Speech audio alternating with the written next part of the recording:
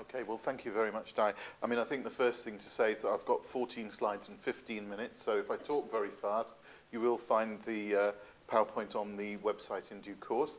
The second thing to say is that, yes, this is a very early stage in terms of the implementation of the Victorian Charter, and I think there are many people in our communities who are looking forward to the experience of what actually local authorities and other public authorities adopting a culture of human rights do in terms of producing a better life for them.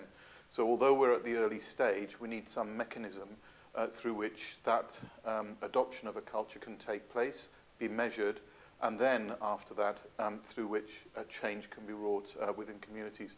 I think Hume is a good way along that road, and so it's a good thing that we've heard from them today. What I'm going to do is I'm just going to give you a very quick snapshot of some work we've been doing in the last while. That's the Victorian Local Governance Association and ACA, in terms of implementing a tool which examines the success of implementing a culture of human rights into local government. And I'll also describe very quickly what we're going to do in the year to come.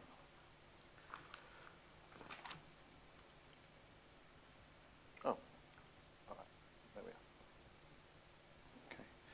we are. Okay. Our aims in the project were to ensure that human rights flourished in Victorian communities, to ensure that elected representatives, employees and community groups are supported to play their part by embedding measurable milestones for local human rights achievements capable of wide use amongst the 79 local authority, local government councils across Victoria, and to measure compliance, compatibility and culture in relation to the Victorian Charter. So again, it's very early stage stuff, but it's necessary stuff in order for things to shift through from the level of public authority down to the people who use their services. We also wanted to ensure that local governments assist and value add to the state government by implementing charters at the local level. So in year one, there was a watching brief to look at what the local councils were doing. And there was work with 5 partner councils to develop the milestones tool to support that implementation of a culture of rights. And I'll consider year 2 aims towards the end. Now, I'm going to start at an unusual place. Oh, hang on, that seems to have gone quite a long way on for some reason. Let's just get this back.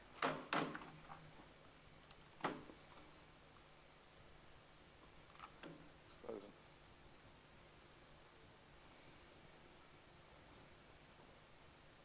Right, that's a bit better.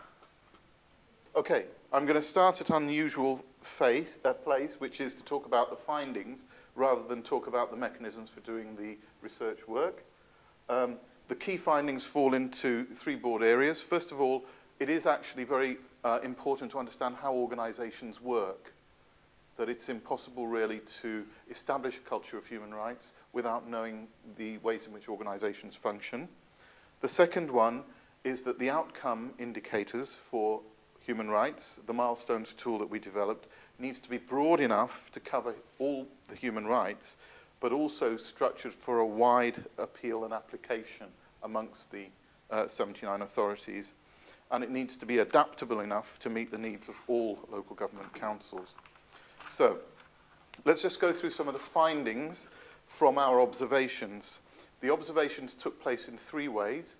One, there was a phone conversation to all the 79 local authorities where the person on the end of the line was asked to place somebody in contact with the person responsible for human rights, and there weren't that many positive responses.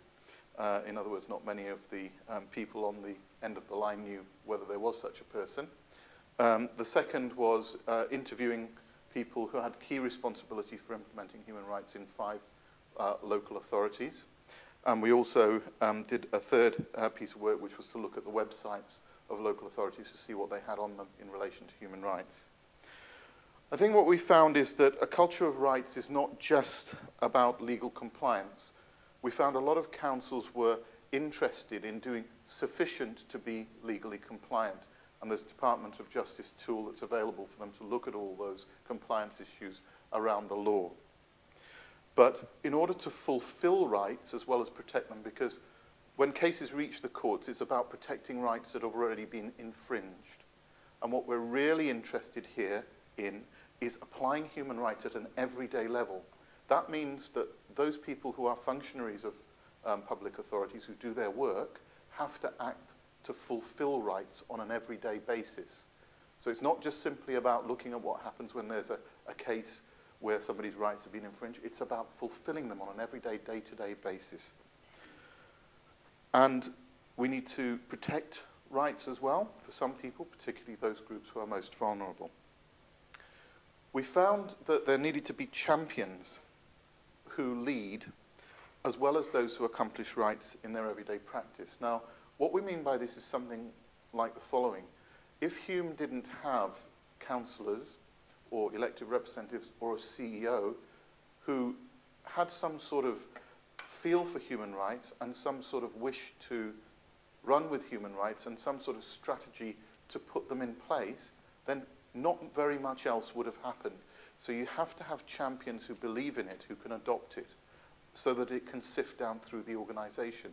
It's very, very difficult to establish change if those champions aren't in place. So it might be your elected representatives, it might be CEOs, it might be the managers in your local services, but these people have to be champions for human rights for anything to actually happen. They have to see their relevance.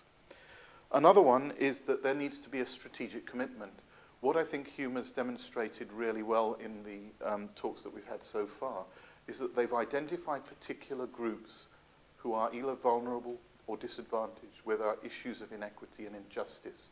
And on the basis of that targeting, they've operationalized strategies to inform how they engage with that disadvantage with participation of those communities to create better lives. So what we really need here is a targeting of particular key groups in order to work with them. And that is why I think it's so important to see advocacy in the community, different local groups, carers groups, family groups, other community groups involved in making change themselves, pushing the agenda.